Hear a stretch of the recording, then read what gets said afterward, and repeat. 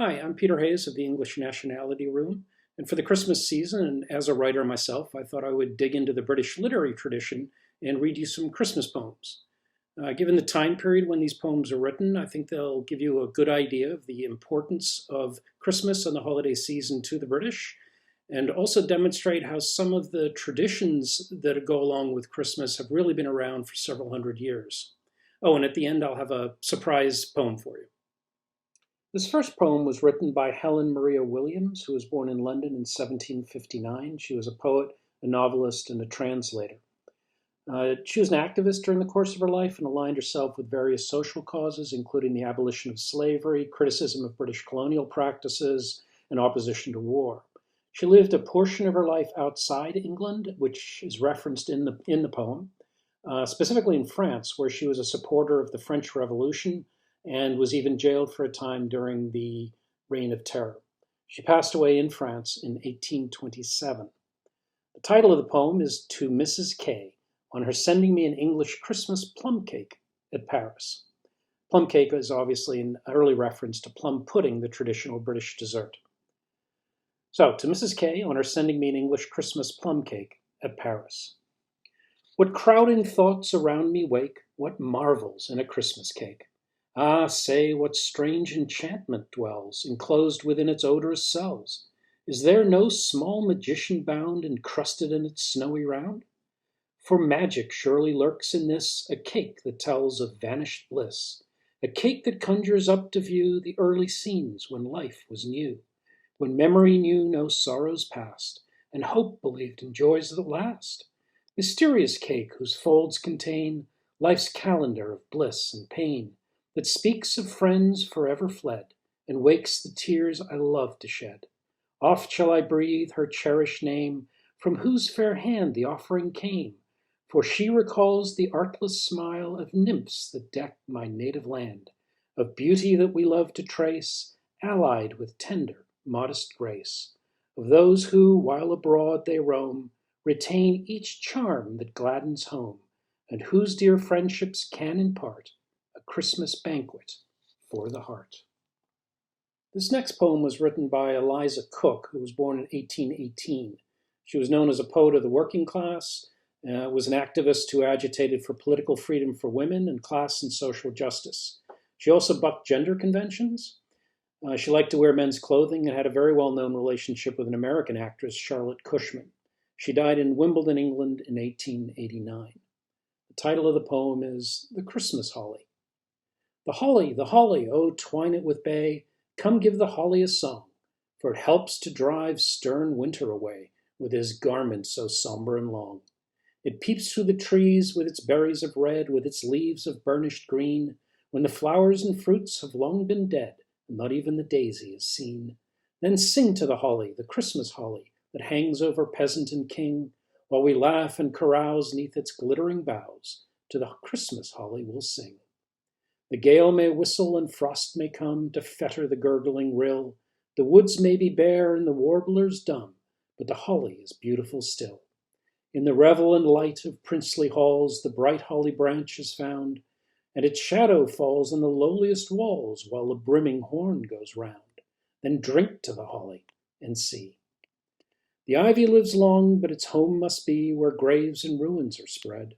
There's beauty about the cypress tree, but it flourishes near the dead.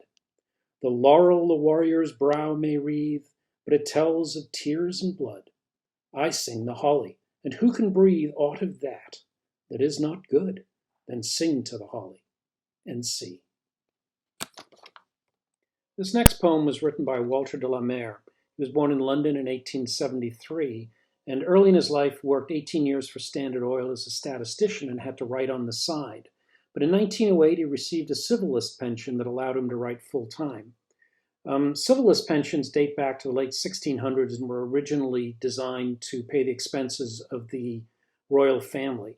But in 1837, they were expanded to include people who made useful discoveries in science and attainments in literature and arts. So being awarded a civil pension was quite an honor. He was a writer of poetry, ghost stories, supernatural fiction, and you'll see some of that play out in the poem I'm about to read. And also children's stories. In his book, The Collected Stories for Children, published in 1947, won the Carnegie Award for Children's Literature. He passed away in 1956. And this poem is called Mistletoe. Sitting under the mistletoe, pale green, fairy mistletoe, one last candle burning low, all the sleepy dancers gone, just one candle burning on. Shadows lurking everywhere, someone came and kissed me there. Tired I was, my head would go, nodding under the mistletoe, pale green, fairy mistletoe. No steps came, no voice, but only, just as I sat there, sleepy, lonely, stooped in the still and shadowy air, lips unseen, and kissed me there. This next poem was written by John Mason Neale. He was born in London in 1818 and attended Cambridge, becoming a priest in 1842. He was a prolific writer of novels, poems, books for children, and works of church history. He was also a translator, and perhaps best known for translating a Christmas carol that dated back 1,200 years, that we know today as O Come, Emmanuel. This poem is called Good King Wenceslas, and I think most people will know it as a Christmas carol, but it reads very well as a poem, and I always thought that it beautifully encapsulated the spirit of Christmas. So, Good King Wenceslas.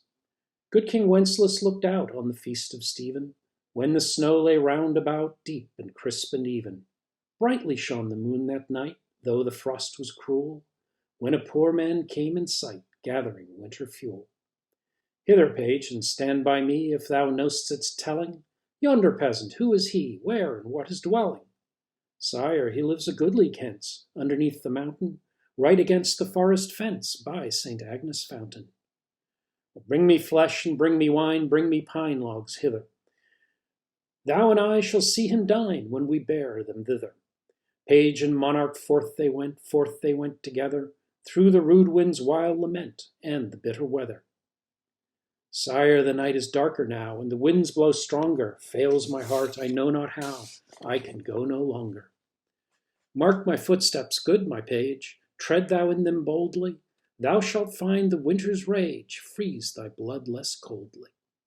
In his master's steps he trod, where the snow lay dinted. Heat was in the very sod, where the saint had printed. Therefore, Christian men, be sure, wealth or rank possessing, ye who now will bless the poor, shall yourselves find blessing. Well, I did promise that there would be a surprise when we got to the end.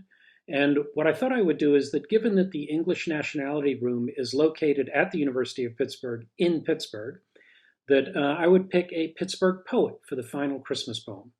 And the person I chose was Margaret Deland. She was born in 1857 in Allegheny City in Pittsburgh, although after she was married, she did move to Boston and live there the remainder of her life.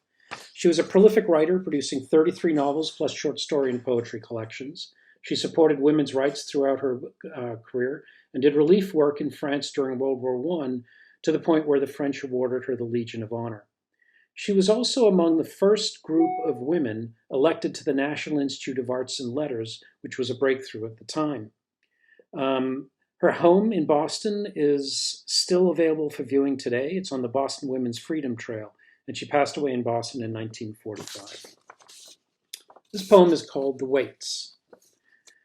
At the break of Christmas Day, through the frosty starlight bringing, faint and sweet and far away, comes the sound of children singing, chanting, singing. Cease to mourn, for Christ is born, peace and joy to all men bringing. Careless that the chill wind blows, growing stronger, sweeter, clearer, noiseless footfalls in the snow, bringing the happy voices nearer. Hear them singing, winter's drear, but Christ is here, mirth and gladness with him bringing. Merry Christmas, hear them say, as the east is growing lighter. May the joy of Christmas Day make the whole year gladder, brighter. Join their singing. To each home our Christ has come, all love's treasures with him bringing. Well, if you made it this far, I'd like to thank you for listening and to wish you happy holidays and a Merry Christmas from the English Nationality Room.